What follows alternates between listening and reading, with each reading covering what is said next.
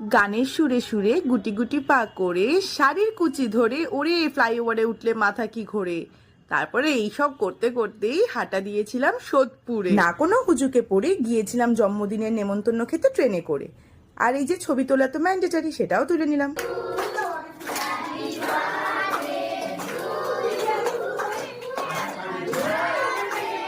এই যে deer ওট্রিশম্যানের birthday ছিল, সুন্দর করে একটা কেক কাটিং করে সেলিব্রেট করা হচ্ছিল সমস্ত বাচ্চাকে একত্রিত করে। কেক কাটিং এর পরে যা দুষ্টুমি হয় আর কি, স্প্রে মাথায় দেওয়া, বাচ্চারা তো দিচ্ছিল, বড়রাও সেই দুষ্টুমির মধ্যে পার্টিসিপেট করেছিল। তারপর চলে আসলো কেক কাট করে প্রত্যেককে ডিস্ট্রিবিউট করে সঙ্গে কোল্ড ড্রিঙ্কস দিয়ে সন্ধে উপভোগ করার সময়। সেই ফাঁকে ফাঁকে আমি ছোট ছোট ক্লিপগুলো নিয়েও নিচ্ছিলাম। আর তারপরে চলে আসলাম আমরা মূল পর্বে, মানে ভোজনে, মানে রাতের ভোজনের পর্বে।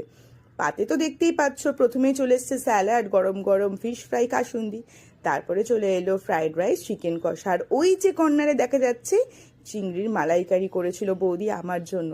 সকলের সামনে খেতে একটু লজ্জা লাগছিল, কিন্তু এত টেস্টি হয়েছিল নিজেকে আর আটকাতে পারিনি। চুপি চুপি টপাটপ করে 2-3 পিস নিজের মুখে পুরেই দিয়েছিলাম। তারপর আর কি শেষ পাতে এলো আমের চাটনি, পাঁপড় আর সুন্দর জ্ঞানদা মিষ্টান্ন ভাণ্ডারের একটা সন্দেশ। ব্যাস এই খেয়ে আইসক্রিম জল খেয়ে দুগ্গা দুগ্গা বলে বাড়ির পথে রওনা দিয়েছিলাম। অনেকটাই রাত হয়ে গেছিলো, তাই জন্য রাস্তাও ফাঁকা পেয়েছিলাম আর সময় মতো ট্রেনটাও পেয়ে গেছিলাম। তাই সাঁই সাঁই করে দমদম জাংশনে আমরা পৌঁছে গেছিলাম।